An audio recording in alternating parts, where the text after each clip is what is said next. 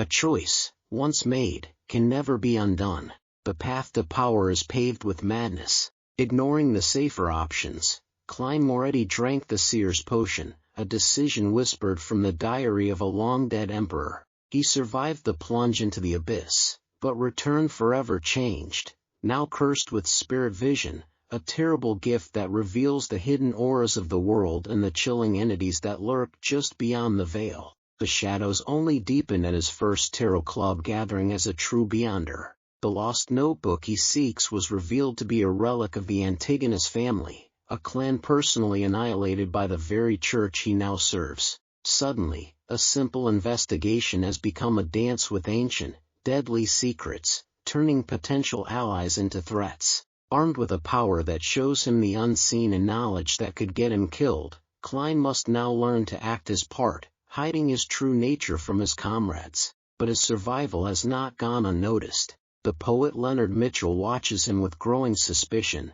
his questions cutting closer to the truth with each passing day. Now, as Klein struggles to maintain his facade, a new client has arrived at the door with a mission request. Is this a chance to prove his worth, or another step into a carefully laid trap? Old Neil rubbed his temples and said, I believe we have a general idea of why the three of you engaged in a mass suicide. That notebook is also now purportedly in Ray Bieber's hands. Furthermore, the matter has already been exposed. Regardless of whether you are alive or dead, it will hardly influence any subsequent developments. I believe that the surreptitious existence or mysterious power that caused all of this will not pay you any special attention. It's just like how you would not pay attention to the ants on the ground. Heh, as long as you do not try to make him recall you. And our arrest warrant for Ray Bieber will quickly reach the secret order. They will also be able to guess that it is related to the Antigonus family's notebook. Believe me, for a secret organization that has been in existence for more than 1,000 years, it has many channels of information. Therefore, their focus will be diverted to Ray Bieber's whereabouts, in a bid to find the notebook before us. They will not, nor is it possible for them to harass, stalk, or deal with you. Lad, congratulations on stepping out from the shadows of the past. What follows will be a brand new journey filled with sunlight. Klein nodded when he heard that and said in a happy and relieved manner, I hope so. Having transmigrated here, he had been enveloped in uncertainty. Now, it felt like it had finally dissipated. However, Klein was still feeling uncertain because the notebook seemed to be tied to him in a certain manner. It went to the point of him bumping into remnant clues coincidentally from a normal mission of rescuing a hostage. He was afraid that there would come a day when a delivery man would send him a parcel, only to realize that it was that Antigonus family notebook after opening it up. Let's hope everything will go as old Neil described. He silently prayed. When old Neil heard his reply, he immediately scoffed. You don't seem to be a devout believer of the goddess. At this moment, shouldn't you be drawing the sign of the crimson moon at your chest and say, May Goddess bless us? Mr. Neil, you don't seem like one either. A real devotee would not say what follows will be a brand new journey filled with sunlight. Having been studying mysticism under old Neil, Klein had established a decent friendship with him, so he did not stand on ceremony to return a sarcastic remark. Both of them locked eyes and chuckled with great rapport. At the same time, they tapped their chests 4 times. Praise the lady! Praise the lady! At that moment, they heard the grinding sounds of machinery as the main door to Blackthorn Security Company opened. The elegant Mrs. Oriana with her fashionably coiled hair stepped into the reception hall with a light green dress. Good morning, Mr. Neil. Good morning, Klein. She held a small leather handbag as she greeted with a smile. It's another fabulous day today. A pretty good day. Good morning, Oriana. You are still as beautiful as 10 years ago. Old Neil replied with a chuckle. Oriana's eyes turned to slits as she upturned her face. Mr. Neil, the way you praise is still as infuriating as 10 years ago. She enunciated the words 10 years.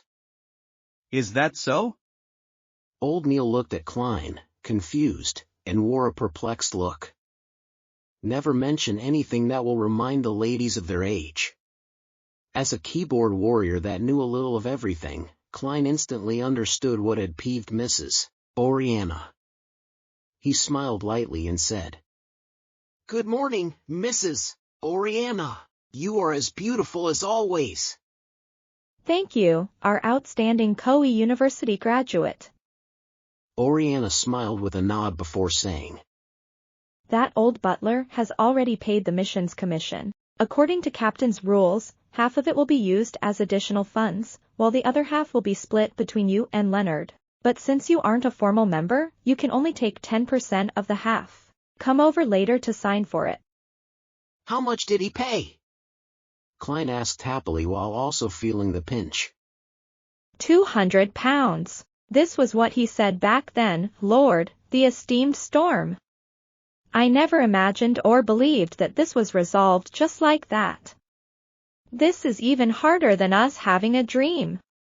Why is your security company so unknown? It's an insult to the entire industry. Mrs. Oriana mimicked the old butler's southern accent. Klein thought seriously for a few seconds before saying humorously, "This is just too unfair for those kidnappers." Two Beyonders had resolved the problem quickly using methods that could be described as easy and pleasant. This is like an adult bullying a few kids while in full combat attire. They were just too unlucky. They must have lost the protection of the divine. Oriana said with a soft laugh. I told the butler that we were only lucky. One of our informants happened to see the kidnappers bring the child into the hideout. Therefore, do not have too much hopes for us. We really are just a very ordinary security company. Typically speaking, the more you emphasize something is ordinary, the more extraordinary it is. Klein lampooned with a smile. He watched Mrs. Oriana walk through the partition and enter the accounting room. Old Neil puckered his lips by the side and said enviously, "You really are a lucky lad. You haven't joined us for long and you've encountered a job worth £200. "Is that very rare?" Klein asked in puzzlement. Prior to this, he was either studying history or mysticism, or wandering aimlessly outside, hoping to find clues with his spiritual perception. According to Oriana's accounts, we might not encounter a single job an entire week, and most jobs are worth less than £20. Old Neil rubbed the moonstone by his wrist and sighed. Following that, he looked at Klein with anticipation. If you encounter any similar jobs in the future, remember to inform me. Upon hearing Old Neil's words, Klein suddenly felt a strange feeling arise in him. Therefore, he asked directly, "Mr. Neil, you seem to be lacking in money. How much do you get paid a week? If you aren't comfortable telling me, just ignore my question." Old Neil leaned back into the sofa and chuckled. This isn't something that needs hiding. I've been here for so many years. At present, I will obtain salaries from both the church and the police department every week, a total of £12. A weekly salary of £12? Klein blurted out in surprise. A weekly salary of £12 with 52 weeks a year, that meant more than £600 a year.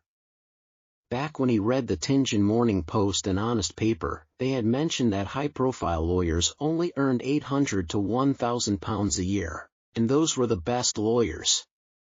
As for the managers of Benson's trading company, they only earned £6 a week. That was already quite a decent job. Yes, such a salary is actually quite generous, and we do not need to pay any taxes. Old Neil added with a smile. Klein had heard from Benson that one had to pay E-type taxes when their weekly salaries exceeded £1. In other words, the government and corporate employees had to pay 3% of taxes if they earned £1 to £2, 5% for £2 to £5, 10% for £5 to £10, and 15% for £10 to £20. capping at 20% for those above 20 pounds.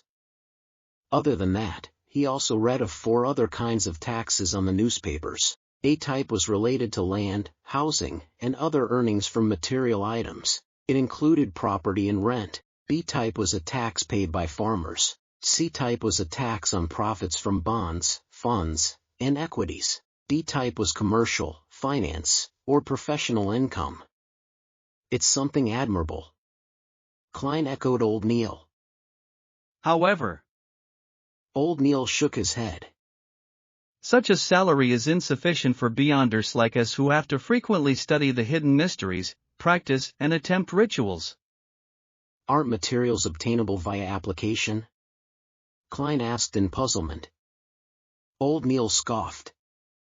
There's a limitation to it. At times, we have to give a sufficient legitimate reason. If you want to learn more and experiment in the field of mysticism, you can only spend your own dime to buy materials. It can be bought internally or at underground markets. Klein jolted in surprise as he immediately asked. There are beyonder materials that are sold in underground markets? I thought the churches would not permit their existence. He was lacking in means to obtain materials. With him having a mysterious organization in its nascent stages, he could not always have them settled via the Nighthawks, right?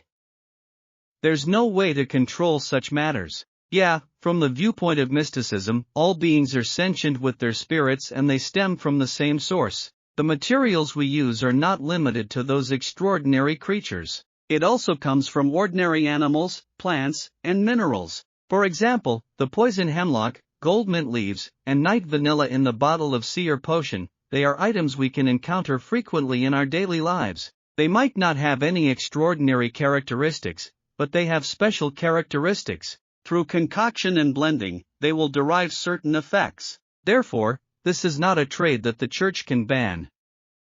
Old Neil explained in detail. Without waiting for Klein to say a word, he continued. Besides, it's not only the core of extraordinary beings that are of use. For example, the Lavos squid. Apart from its blood, its eyeballs, skin, and tentacles are pretty good materials. Unless the church captures it entirely with its own manpower, to completely corner and control any outflows would be a tremendous financial burden. The lower the grade of the extraordinary material, the more it is so. They can only do their best to prevent the more special materials from flowing out. Old Neil suddenly laughed.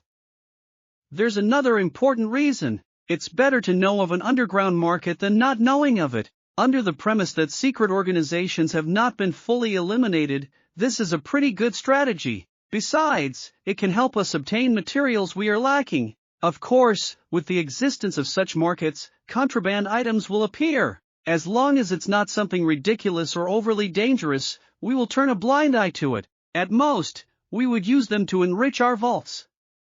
Is it because the few large churches put each other in place, so no one can take excessive action? Klein guessed. Old Neil acknowledged tersely but did not elaborate. I'm a seer. In the future, I'll definitely need to practice and will need more materials. Mr. Neil, can you take me to the underground market to have a look? Klein requested with a valid reason. Old Neil appeared to be placed in a difficult position. In fact, those guys who are active in those places are mostly not beyonders. Some of them might be aristocrats that like mystery or rich people who have inclinations towards mysticism. All right. I have a 30-pound bill that needs paying soon. It wouldn't be convenient for me to head over there for the time being. All right. Klein never expected the reason to be old Neil's owing of money. Moments later, he said with deliberation. Mr. Neil, do you need me to lend you money? I just earned a commission of 10 pounds. Haha, there's no need. I'll be able to settle it. Old Neil patted the sofa and slowly stood up. Sigh, age is truly an enemy that biological creatures can't fight. I'm exhausted from last night's watch. Yeah, revise what I've taught you later this morning. Read more documents. Tomorrow, I'll teach you the foundations of ritualistic magic. All right. Klein got up and bade him farewell by taking off his hat. When Captain Dunn did not return at noon, Klein pretended that he was still searching for the notebook as he roamed the streets again. Having earned £10, he no longer needed to wait for the next disbursement of the funds. He could head directly to the Divination Club. Cogitation and spirit vision have been occasionally producing murmurings and illusions. It made him eager to begin acting. In the Divination Club situated at the second floor of 13, House Street, North Borough of Tingen City, Klein saw the beautiful lady that attended to visitors once again. She was still having her brownish-yellow long hair coiled, making her look mature and elegant. It was hard to tell her age. Hello, Mr. Glassy isn't here today. Would you like to change fortune tellers today? The beautiful lady said with a smile. Upon hearing that, Klein, who had just taken off his silk hat and put it back on, was immediately surprised. You still remember me? That was already 5 days ago. The woman puckered her lips into a smile. You are the first customer that sought Mr. Glassy's services. You are also the only one to this very day. It's hard for me not to have a deep impression of you. Was this the image of him being penny-wise, pound-foolish? Klein lampooned himself as he deliberated a question. When was the last time Mr. Glassy came to the club? The lady shot a glance at him and answered seemingly in recollection. To be honest, we are unable to grasp when our members will come and go. They have their free will and personal matters to tend to. Well, I do believe that Mr. Glassy hasn't come to the club since he told your fortune that day. I wish him the best of luck. May the goddess bless him. Klein prayed and did not ask further. Instead, he asked with a smile. I'm not here for divination services this time. I plan to join the club. Really? That's our pleasure. The lady expressed a timely look of surprised delight. For the first year as a member, the membership fee is £5. It will be £1 a year thereafter. I believe there's no need for me to describe in the details again. Klein took out a £5 note he recently received as he watched Henry Augustus I's portrait depart him. After seriously checking the anti-counterfeit watermark, the woman stored away the note seriously and handed a form to Klein. Please fill in your detailed information. Let me prepare the receipt for you. There's a receipt? You should bill it to Blackthorn Security Company. Klein was amused by his own thoughts as he picked up a fountain pen on the desk. With the blackish-blue ink, he filled in his name, age, address, and company information. However, he had deliberately left his date of birth empty, to a seer that provided profound mysteries about his body through his life path number. After receiving the receipt and finishing his registration as a member, the lady extended her right hand. Congratulations on joining Tingen City's Divination Club. I'm Angelica Barhart, your hard-working server. This is your member cufflinks. There are special inscriptions on them which will identify you as a member. Hello, Madam Angelica. Klein shook her hand and took the dark gold cufflinks. He realized that the special inscription was written with the root word for fortune teller in Hermes. Angelica retracted her left hand and thought for a few seconds. Might I ask what divination arts you are most familiar with? Or would you prefer to learn some divination methods from the club? We will consider inviting famous fortune tellers of the corresponding domain to give classes. We will also introduce you members with similar expertise so that you can have a good time interacting with them. I know a bit of every divination art. There's no need to give me any special considerations. Klein replied with some embellishments. In addition, he inquired. Can I begin telling the fortunes of others? I'm not a total rookie. He was here to act as a seer and not learn the divination methods ordinary people could learn. Angelica maintained a polite smile and said, You can tell the fortunes of people anytime in the club. However, before we confirm your skills, we will not promote you when our customers ask. How much do you plan on charging for your fortune telling? 2 pence. Klein decided to gain an advantage with price while he was still unknown. We will go by the standard of taking an eighth, so we will be taking a quarter pence for fees. Angelica repeated the various rules first before writing Klein's information into the fortune teller album which customers could choose from.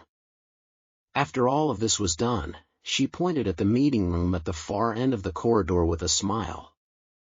Mr. Hannes Vincent is currently explaining astrolabe divination. You can find a quiet spot to listen in. You can also raise your questions if there are any queries. All right. Klein walked toward the meeting room with his interest piqued. He wanted to know the differences between what Hannes Vincent and old Neil said. At that moment, Angelica chased up and whispered, Mr. Moretti, would you want coffee or tea? We provide side black tea, Southville coffee, and Desi coffee. Klein, who had been reading the papers regularly, knew that these coffees and black tea were considered as one of the inferior varieties, but he also knew that they were definitely of better quality than the ones he had at home. After some thought, he said, "A cup of Southville coffee, 3 teaspoons of sugar without milk please."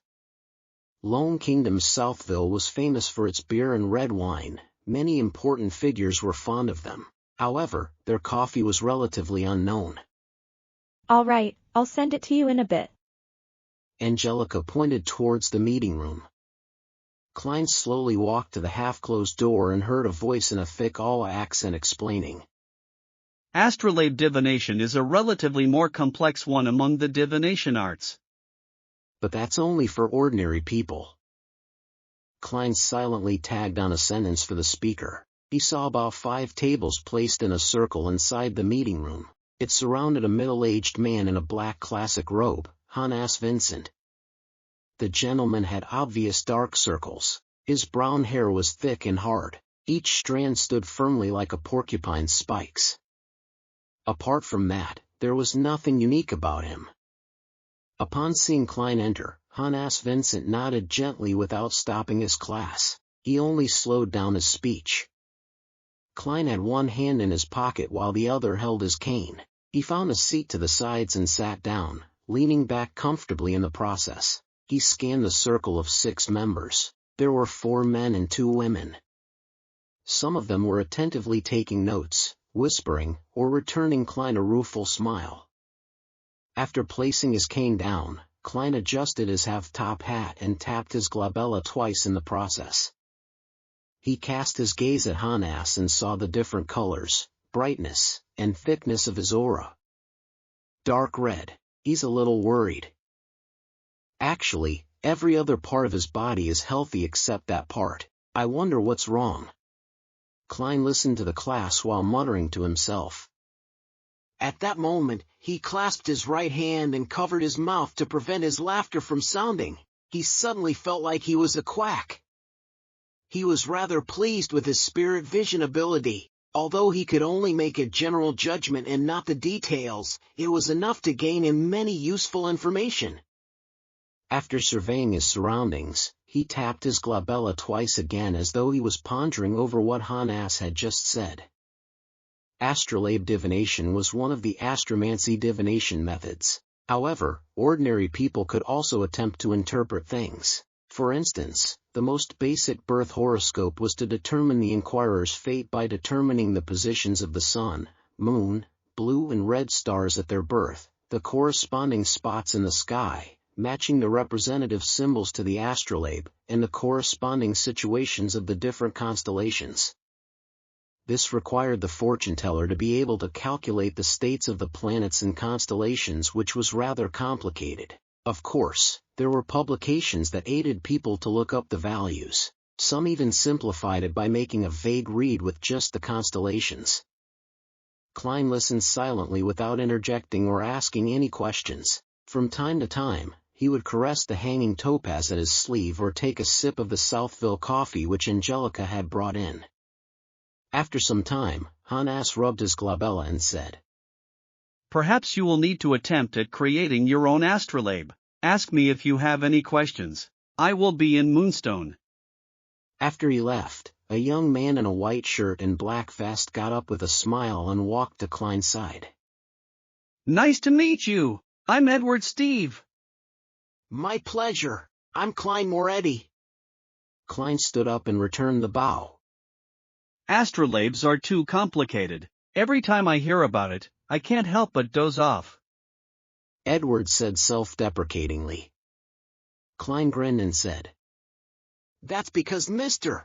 Vincent can't help but pass the knowledge he grasps to us. It's like giving us an Intis feast. It's just indigestible. I'd be able to finish the Intis feast. They usually use a huge plate to serve tiny bits of food. Edward chuckled and sat up. He asked out of curiosity. Are you new? I've not seen you in the 2 years I was here. I just joined the club today. Klein answered frankly. What are you good at? I'm best at tarot and poker divination. Edward casually asked. I know a little of everything, but just a little. Klein gave a description he used to give himself. He was not being modest since there was just too much mysterious knowledge he had not grasped in the domain of divination. Just as the other members were thinking of talking about horoscope divination, Angelica walked into the meeting room. Mr. Steve, someone wants you to tell their fortunes. All right. Edward stood up with a smile. I can tell you are an excellent fortune teller. Klein said as he looked at him. No, it's because my price is most suitable. Edward said with a soft chortle.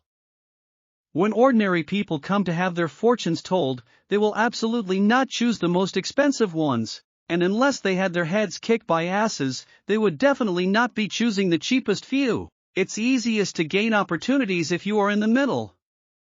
I'm one of those that had their heads kicked by asses. When he saw Edward leave, Klein suddenly shook his head with a wry smile. It seems the price I set is problematic. He stood up, picked up his cane, and left the meeting room. He found Angelica again. I wish to change the prices of my divination. Set it to 8 pence. Angelica took a deep look at him and said, We will satisfy your request, but we will also tell customers that you only recently joined the club. No problem. Klein did not mind as he nodded. At times, mystery was also an important element for a seer to attract customers. After changing his details, Klein returned to the meeting room. At that moment, he saw Hannes Vincent walk out of Moonstone. He held a silver-coated mirror. This well-known fortune-teller said to the 5 members in the meeting room, I recently learned a new divination art, magic mirror divination. Does anyone want to learn? Magic mirror divination? That's not safe. Klein paused outside the meeting room and frowned. As a seer who had just stepped through the gates of mysticism, Klein did not dare to claim he knew much. However, he was certain he knew more than ordinary people. He was aware that the various kinds of divination arts could be split into 3 categories based on particular standards. And that standard was based on the source of the revelation. The first category of divination included tarot, poker, pendulums, dowsing canes, and dreams. By using the inquirer's own spirituality and its communication with the spirit world to gain a revelation, it could be interpreted for an answer. However, spirit pendulums and dowsing canes had very high requirements of one's spirituality, spirit body, and astral projection. Non-beyonders were unable to obtain precise or clear revelations. Card divination provided fixed symbolism, presenting even an average person's faint revelation. Dreams were somewhere in between the other forms. The second category included spirit numerology and astromancy, as well as their derived forms. The fortune teller used either the personal details of the inquirer, or changes in nature before using calculations, inference, and interpretation to answer their questions. With this method, the initiative did not lie in the inquirer, but the fortune teller. The third category used an external third party, separate from the inquirer and the fortune-teller. The Ouija boards that Klein was familiar with from his previous life belonged in this category. They used rituals to ask for a direct answer from the unknown or the supernatural. Even though there was a high chance that an average person would not succeed, there were cases where they managed to communicate with malicious spirits or entities that drove them to insanity. These methods of divination usually led to tragedies. The magic mirror divination that Hans Vincent mentioned belonged to the third category. In mysticism, mirrors were connected to the unknown and mystery, like they were the doors of the spiritual world. Thus, Klein stopped outside the meeting room, intending to learn how the famous fortune-teller would explain the divination. Klein wanted to ascertain if he needed to inform the captain or not, raiding him at night. Of course, there was a safe way to do the magic mirror divination. One could ask for answers from the 7 orthodox divinities. Even if it was very difficult for an ordinary person to receive any real revelations, they would not be in any danger or suffer any after effects. The magic mirror divinations that were strictly controlled by the Nighthawks and mandated punishers were those that asked evil gods or mysterious existences for help. Furthermore, the fortune-teller couldn't randomly fabricate things. Some phrases or qualities had the potential to invite the attention of unknown entities. In the world where the powers of the Beyonders exist, such divinations would often lead to tragedy. Klein even suspected that the original Klein, Welch, and Naya had committed such a forbidden divination by following the instructions of the Antigonus family's diary. At that moment, Hans also explained the principle behind magic mirror divination and described the actual process. First, you choose a suitable time and date according to the divinity you believe in. You can decide this using the astromancy manual. For example, we all know that Sundays symbolize the evernight goddess, for Sunday is the embodiment of rest. 2 to 3 in the early morning, 9 to 10 in the morning, 4 to 5 in the evening, and 11 to midnight are all related to the moon. Thus, they are controlled by the evernight goddess. Thus, fortune-tellers that pray to the evernight goddess can use magic mirror divination during these times on a Sunday. Quite a good foundation. Klein nodded slightly while using the half-closed door to the meeting room to conceal himself. It had to be said that with the 7 major churches keeping each other in check, some mysticism knowledge had indeed leaked. For example, many of the meanings behind the symbolism could be found in the astromancy manual. However, without the potions or beyonder powers, ordinary people were unable to obtain the desired effects. Second, we must scrutinize the mirror carefully. It must be a mirror coated with silver. You place the mirror at the position representing the moon. Hans demonstrated with the prop in his hand. No, what he needs now is spirit dowsing.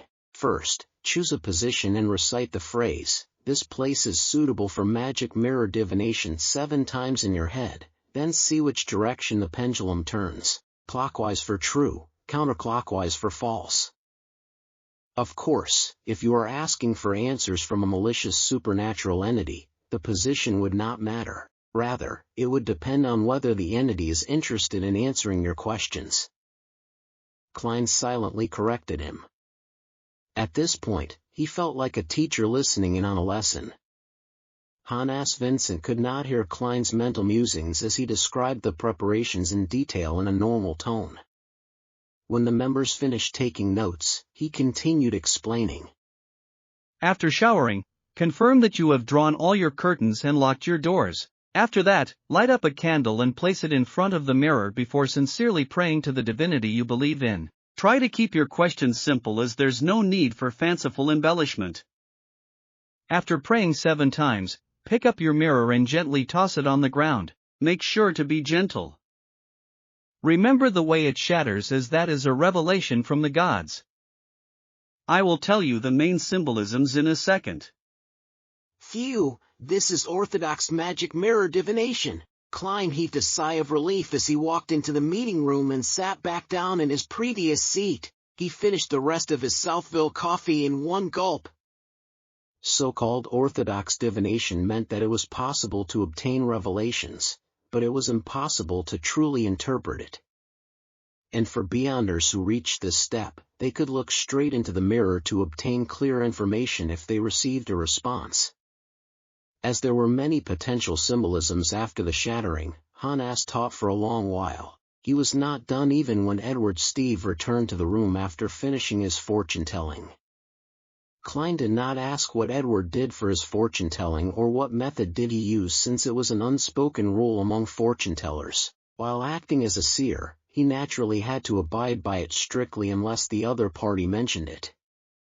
I discovered that many a time our interpretation is too vague, as though it's meeting different requests, allowing different people to find a description of themselves from the interpretation. Edward drank a mouthful of side black tea and said with a soft sigh. For example, those that encounter adversities and calamities will eventually see the light of hope. But no one knows when the light of hope will come. For example, a journey might not be very smooth sailing, but you will definitely arrive alive. The dead will not retort me. As he did not listen from the beginning, he ignored Hannes's magic mirror divination class. Survival bias, Klein added with a smile. Survival bias generally meant that a lot of statistics would only include those who were alive and lucky. The data would ignore the dead, therefore, the results would be clearly biased. Right, Emperor Roselle was really a philosopher. Edward marveled. Speechless, Klein raised his empty cup and pretended to take a sip. The members were fully immersed in the study of horoscopes and magic mirror divination the entire afternoon. Occasionally, they would also discuss with Klein and Edward. And when that happened, Klein would try his best to meet his duty as an informal member of the Nighthawks. He would try hard to steer the topic away from anything related to beyonders or dangerous ideas. However, he failed at the thing he wanted to do the most. A few inquirers came, but none of them picked him to do their fortune-telling. Perhaps I have to be more proactive in entertaining them. Should I use a few phrases like "you are plagued with bad luck," "you have been unlucky recently," or "nothing you do will happen smoothly"? No, that's nothing like a seer. With this in mind, Klein could not help but shake his head in self-deprecation. He picked up his cane, stood up, and left after bidding everyone farewell. At 5:30, Edward Steve put on his coat and was prepared to walk out the Divination Club when he suddenly saw a familiar figure. Good afternoon, Glassy. Long time no see. He greeted with a smile. He saw his friend with similar interests as him wear his usual format suit with a black bow tie. In front of his chest hung a monocle. Immediately following that, he noticed that his friend did not look well. Even his soft blonde hair looked dry. Good afternoon, Edward. Cough. Glassy with his hat in hand suddenly used his fist to cover his mouth as he coughed a few times. Edward asked out of concern. You seem to be ill? A very serious illness. It even turned into pneumonia. If it wasn't for my wife who met an impressive apothecary and gave me a magical medicine, you would have probably had to visit me at the cemetery. Glassy's tone was filled with a lingering fear and joy. Lord, I can't believe it. You were so healthy previously. Look at you, you look so frail now. I remember when I did divination on you, there were no signs that indicated that you would get a serious illness. Edward waved his cane and said with an astonished sigh. My own divination had the same result as yours. Perhaps we are not qualified fortune-tellers. Besides... Glassy suddenly recalled the happenings on Monday as his expression turned abnormally serious. At that moment, the beautiful lady, Angelica, came over and bowed with a pleasant smile. After exchanging greetings, she first showed concern for Glassy's health and provided some suggestions. Then, she mentioned in passing. Mr. Glassy, Mr. Moretti, who requested your divination services previously, has joined our club as well. The one who got me to tell his fortune? Glassy's eyes lit up immediately. Lord, where is he? He just left. Angelica and Edward were unable to comprehend Glassy's abnormal reaction. Glassy took 2 steps in agitation and said, The next time he comes, please ask him when he will come if I'm not around. Glassy, what happened? Did that Mr. Klein Moretti do something to you? Edward asked in puzzlement. Glassy raised his arm and stared straight into Edward's and Angelica's probing gazes. He said in excitement, He's a very, very, very magical. He lowered his arm and said after using very thrice. Doctor! 7:30 in the evening, around the Moretti family's dining table. Klein, why do you need to be at work so early as a consultant? Would emergency matters at the security company be more dangerous? Benson forked a potato from a dish of potato stewed beef as he raised the matter in concern. Klein carefully spat out the bones from a pan-fried fish and gave his prepared answer. A batch of historical documents needed immediate shipping to Backlund. I had to be present to handle the handover and make sure there was nothing missing. As you can guess, the bunch of fist-swinging bastards don't know any Faceac. Upon hearing his answer, Benson, who had finished chewing his food, could not help but sigh. Knowledge is truly important. Making use of this opportunity, Klein took out the remaining £5 note and handed it to Benson. This is my additional payment I received today. It's time you get some decent clothes too. £5? Benson and Melissa said in unison. £5? Benson took the note and looked at it repeatedly. He said in both shock and doubt. This security company sure is generous. His weekly salary was £1.10 solely, which meant £6 exactly every 4 weeks. He only earned 1 additional pound from this additional payment. And with that salary, he had managed to support his siblings, giving them a decent place to stay and allowing them to eat meat 2 to 3 times a week. Every year, they could get a few new clothes. Are you doubting me? Klein deliberately returned with a question. Benson chuckled. I doubt you have the ability nor the guts to rob a bank. You aren't someone who can lie. Melissa answered seriously after lowering her fork and knife. I am now someone used to lying. Klein immediately felt a little ashamed. Although it was a result of the circumstances of his reality, his sister's belief in him left him melancholic. It was relatively urgent and important today. I also played a crucial role, which is the reason for the £5. Klein explained. In a way, what he said was the truth. As for the £5 that he would be reimbursed with, the one he would use to join the Divination Club, he planned on concealing it. Firstly, if he brought £5 home again, he would truly scare his siblings, making them suspect he was doing something illegal. Secondly, he had to save to buy additional materials to practice being a seer and to grasp more mysticism knowledge. Benson bit off a mouthful of wheat bread in satisfaction and thought for more than 10 seconds. The work I'm at doesn't need any decent clothes. Well, to be precise, the clothes at home are sufficient. Without waiting for Klein to persuade him, he suggested. With this additional income, we would truly have savings. I plan on buying a few books on accountancy and studying. Klein, Melissa, I do not wish that my weekly salary remain below £2 in 5 years. As you know, my boss and manager have shit for brains. Their mouths stink the moment they open them. Excellent idea. Klein agreed. He also took the opportunity to steer the conversation. Why don't you read some of the grammar books in my room? To be truly dignified and to earn a handsome pay, that's something rather critical. Perhaps, in the times to come, the civil servant examinations will appear in Lone Kingdom. Preparing ahead of time would give him the advantage. Benson's eyes lit up when he heard that. I've indeed forgotten about that. Here, let's toast to a beautiful future. He did not drink rye beer. Instead, he poured clear oyster soup into 3 cups and clinked his cup with his siblings.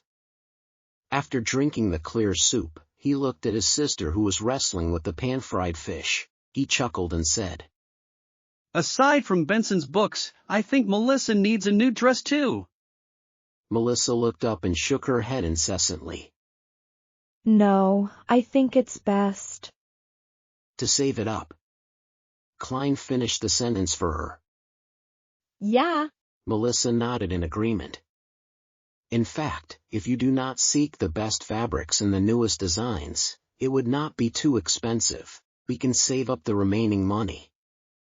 Klein said in a manner which did not allow for disagreement. Benson added, Melissa, are you planning on wearing the old dress again to Selena's 16th birthday bash? Selena Wood was Melissa's classmate and good friend. She came from quite a good family background. Her elder brother was a practicing solicitor and her father was a senior employee of Backlund Bank's Tingen branch. However, the so-called bash was only a dinner invitation to friends where they chatted and played cards. All right. Melissa lowered her head and mumbled a response. Then, she ruthlessly forked a piece of stewed beef. After a short silence, she suddenly recalled something and looked up abruptly. Mrs. Shoude from next door got her maidservant to send a calling card over. She wishes to make a formal visit on Sunday, at 4 in the afternoon tomorrow. She wants to get to know her new neighbors. Mrs. Shoude? Klein looked at his siblings, confounded. Benson rapped the side of the table with his fingers and appeared to be thinking.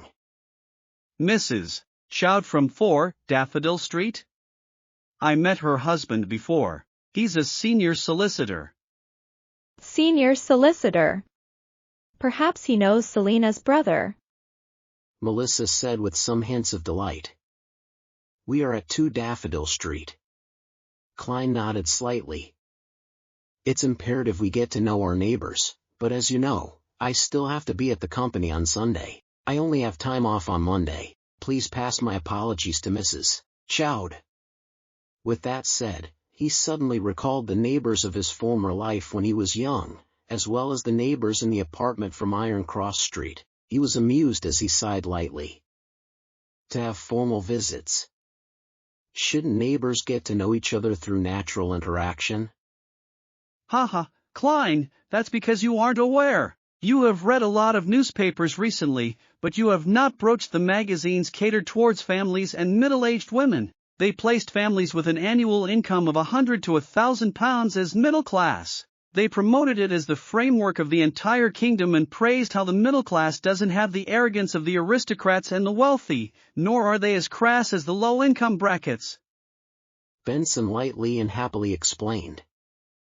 These magazines impart many simplified ceremonies which the aristocrats practice in their interactions. As such, it becomes a target of the middle class. Thus, this results in the differences between intimate calls, semi-formal calls, and formal calls. As he spoke, he shook his head and chuckled. Typically, gentlemen, madams, and ladies who view themselves in this class will be very particular about details. They will visit their neighbors and friends from 2 to 6 in the afternoon. It's known as a morning call one. Morning call? Klein and Melissa asked in surprise.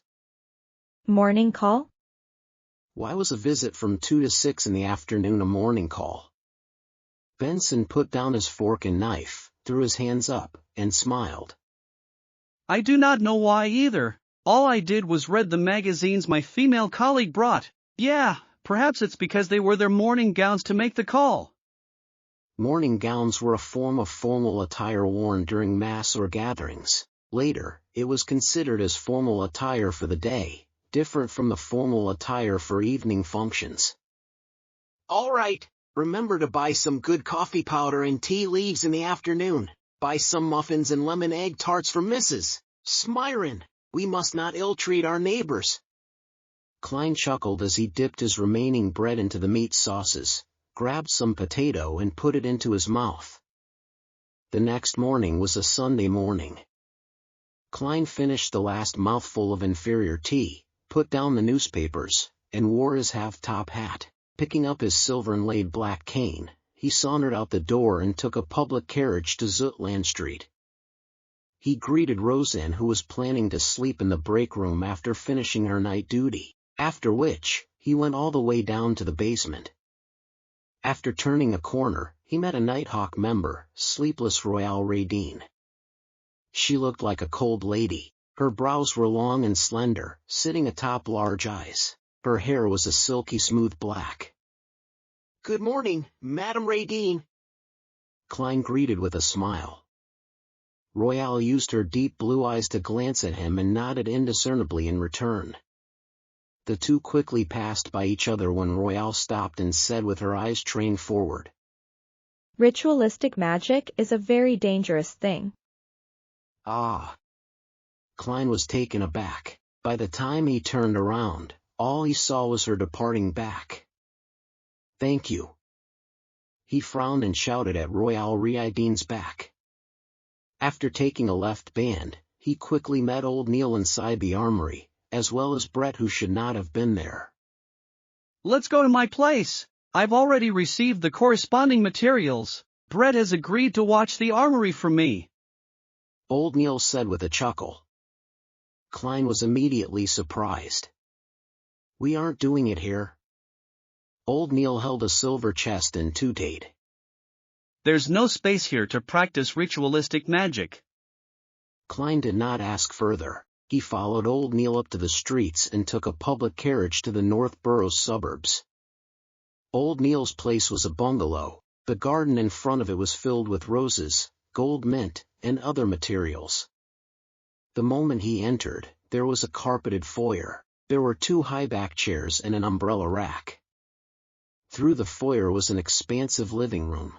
The walls were plastered with light-colored wallpaper. The floors were a dark brown color. In the middle of the room was a tiny carpet with floral imprints, and placed above it was a heavy round table. Surrounding the table were comfortable long benches, single-seaters, and a piano. "My deceased wife loved music."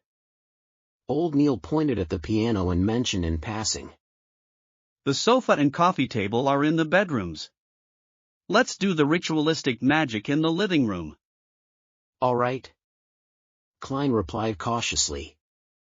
After old Neil put down the silver chest, he laughed and said, "Let me demonstrate to you ritualistic magic. Make sure to observe and remember the ritual."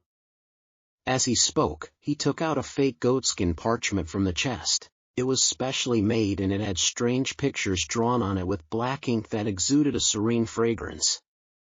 Klein kept watching and finally discovered that old Neil was seemingly, likely, possibly drawing an IOU. When old Neil filled in the corresponding field with the number 30 and the corresponding pound symbol, Klein could not help but ask out of puzzlement and confusion, "Mr. Neil, what kind of ritualistic magic are you doing?" Old Neil coughed and answered very seriously, "I'll be using magic to settle the debt of 30 pounds today." "You can do that?" Klein's eyes widened as his mouth gaped. Using magic to settle an IOU? Is he trying to curse his debtor to death or create counterfeit notes? "I might not have a solution to the problem, but I can finish you instead." All sorts of thoughts appeared in Klein's mind as he looked at old Neil with an odd expression. He seriously considered the possibility of calling the cops, no, of informing the Nighthawks. Old Neil shot a glance at him and said, peeved, "I can see ignorance, foolishness, and the weak and shameless disbelief in your eyes. Didn't Dunn tell you the maxim of the mystery priors? Do as you wish but do no harm." Although this maxim originated from the secret and evil Moses Ascetic Order organization, beyonders who choose the path of Moses Ascetic Order have proven that it's right through their own experiences. As long as one strictly abides to it and shows the needed fear and reverence, the risk of losing control will be minimized. The contrary has similarly been established. "Your suspicion towards me is an insult to mystery priors." "Sorry." Klein did not hesitate to apologize. He had indeed forgotten that Dunn Smith had once mentioned the maxim. Old Neil was not truly angry. In a blink of an eye, he chuckled. A pity! Very few Beyonders choose to be seers. There is no corresponding maxim to help you. But I have Emperor Roselle's diaries. Yes, strictly abiding by the maxim has a hint of acting. Klein suddenly came to this thought as he nodded as if in deep thought. Old Neil did not continue. He removed the vases and other items from the round table and placed them in a corner. Immediately following that, he took out both a crimson red and black candle from the silver chest. He explained. If ordinary people attempt ritualistic magic, they have to follow the results from astromancy or read corresponding manuals. They have to choose suitable dates and times. For example, the day representing the goddess, the period when she rules over the moon. But for us Beyonders, especially Beyonders good in this domain, there's no need for that. Our acute spiritual perception and potent astral projections are key. Of course, if you are not confident about the ritualistic magic you are attempting, it's best to choose a suitable date and time. It can increase the probability of success. Right. This is based on a premise. Remember carefully to abide strictly by the rules. Old Neil placed 2 candles and turned to the side and looked at Klein, saying very solemnly. Low-sequence Beyonders are not strong enough. Almost all the ritualistic magic they can perform are the seeking of external powers and help. Therefore, you can only consider orthodox divinities like the goddess or the Lord of Storms. Absolutely do not attempt to communicate with the unknown or unpredictable existences, even if people believe in them or the promises recorded are filled with enticements. Believe me, don't take any chances. As long as you attempt once, you will go down a slippery slope into the abyss with no return. Any work or resistance will only slow it down with no way to change the trajectory. I'll remember, Klein said in a deep voice. However, he felt a little afraid. My luck enhancement ritual has apparently sought power from an unknown and unpredictable existence. Furthermore, I have gained powers capable of pulling people into the fog that even a senior Beyonder like the Hanged Man finds unbelievable. Well, at least I think he is a senior Beyonder. Thankfully, I haven't gone mad or have any signs of losing control. While worrying over this, he proactively changed the subject. So, Nighthawk should seek the help of the goddess? No one will stop you if you pray to the Lord of Storms. However, we are unable to tell from our ritualistic magic whether he replies with malicious intent or not. The outcome will be distorted in unpredictable ways. Old Neil successfully made Klein give up the idea in a joking manner. There was no so-called best, only necessary. After his exhortations, Old Neil picked up a crimson red candle and said, By using candles made of moonflowers and dark red sandalwood, it will represent the goddess's identity as Lady of Crimson in the ritualistic magic. He pointed to the black candles and said, Candles made of night vanilla and slumber flowers represent the night. As he spoke, he placed the black candle on the top left end of the round table while the red candle was placed on the top right end. Why do we symbolize the goddess with only 2 candles? She is also the mistress of calm and silence, empress of disaster and horror, and mistress of calm and silence. Old Neil chuckled. That's right, this is something I wished you asked. Before their fall, the Moses ascetic order had a very good relationship with the church. Their beliefs and results on ritualistic magic have heavily influenced us. They believe that all objects are numeric. Every number has a spirituality, and in ritualistic magic, 0 represents the unknown or chaos. It symbolizes the state of the universe before it was born. 1 represents a beginning, the first creator. 2 represents the world and various divinities that were produced from his body. 3 represents contact between divinities and material objects to create all things. Here, using 2 candles represents the goddess while the 3rd candle is for you. Which two candles and which two symbols to have depend on the intended effects of the ritualistic magic. 3 begets all things? All things stem from 3? Klein could not help but recall certain things from his previous life. Seeing Klein listen attentively, old Neil took a third candle and said, "This is the candle representing me. It's a very ordinary candle which only has a little bit of mint added. Take note that plants like roses, lemons, mint, moonflower, night vanilla, and slumber flower are beloved and cherished by the goddess." Viewing it from another angle, the 3 candles represent the bodies, spiritualities, and godhood of every person. After finishing the description, old Neil placed the third candle in the middle of the round table. He then took out a bottle of concocted full moon essence oil, a huge cauldron engraved with the dark sacred emblem, a silver knife with gorgeous patterns, a cup of water, and a saucer of coarse salt. To beyonders who are not good at ritualistic magic, there is a need for bells, crystal balls, silver cups, incense or other supplementary items. However, mystery priors and seers have no need for that. These artifacts are already sufficient. Old Neil placed the fake goatskin parchment with the IOU just below the cauldron and used a special quill to hold down one corner.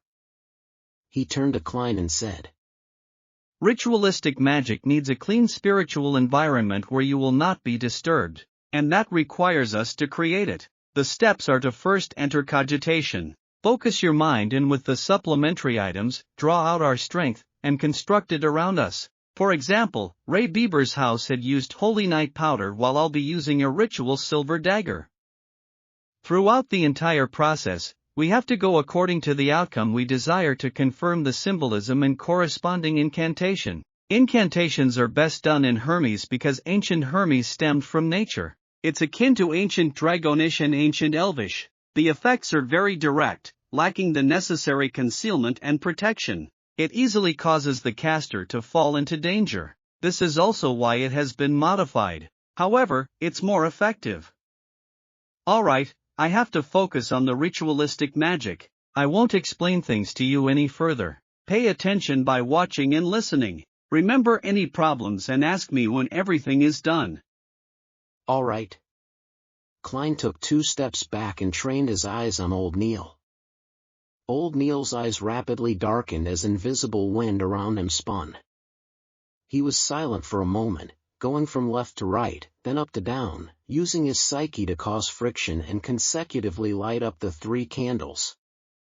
Following that, he picked up the silver knife and stabbed it into the coarse salt. Then, he chanted in Hermes. "I sanctify you, blade of pure silver. I cleanse and purify you, allowing you to serve me in this ritual. In the name of the Evernight Goddess, the Lady of Crimson. You have been sanctified." After a short but powerful syllable, old Neil drew a silver knife and inserted it into a cup of clear water. Then, he raised it and pointed to the space beyond the round table. He aimed the blade tip in the periphery and took a step forward, circling the round table. Every step he took made Klein feel an invisible energy spew out of the silver knife. It was filled with spirituality as it connected with the air, forming a completely sealed wall. After walking 1 round, the altar was completely isolated from its surroundings. Old Neil stood in front of the round table and put the silver knife down. He picked up the bottle of full moon essence oil and dripped 3 drops on the black, dark red, and ordinary candles. Sizzle! A thin mist emanated as everything seemed to become veiled in mystery.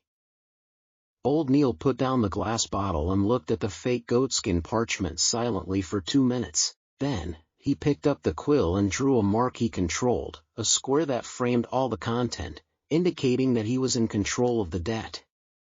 Following that, he drew another cross, indicating that it was cancelled. Upon reaching this step, he picked up the parchment with one hand and tapped his glabella with the other to activate his spirit vision. Another invisible and exuberant energy bloomed as old Neil whispered a chant. "I pray for the power of the dark night. I pray for the power of the crimson. I pray for the goddess's loving grace. please provide me with the funds to pay this IOU. Night Vanilla, an herb that belongs to the red moon, please bestow your powers to my incantation. Moonflower, an herb that belongs to the red moon, please bestow your powers to my incantation. Klein was completely flabbergasted listening from the side. All sorts of thoughts arose in him. Such an incantation can work? Although it was recited from written Hermes. Isn't this way too simple and down to earth? Wouldn't the goddess be angry and multiply the debt several-fold? At that moment, the candlelight lit up suddenly. After old Neil finished his incantation, he closed his eyes for 2 minutes. He picked up the full moon essence oil and dripped 1 drop onto each of the 3 candles. Immediately following that, he grabbed the parchment and pulled it close to the candle representing me. When it ignited, he immediately threw it into the cauldron. Old Neil closed his eyes again as he seemed to sense the burning of the IOU. He opened his eyes after a moment and looked toward the black sacred emblem on the cauldron. The parchment was already completely incinerated. Praise the lady! Old Neil tapped his chest in 4 spots, forming the shape of the crimson moon. Then, he extinguished the candles in the opposite order as he lit them. After finishing everything, he used a silver knife to rip apart the invisible wall around him. A huge wind stirred immediately as old Neil heaved a sigh of relief. It's done! That's it? Klein asked in a daze. Has the IOU been settled? How? I don't know either. Anyways, it will be settled in a reasonable manner. Old Neil said with a smile as he threw up his hands. This. Klein was unsure what expression or words to use as a response. Isn't this a little unreliable?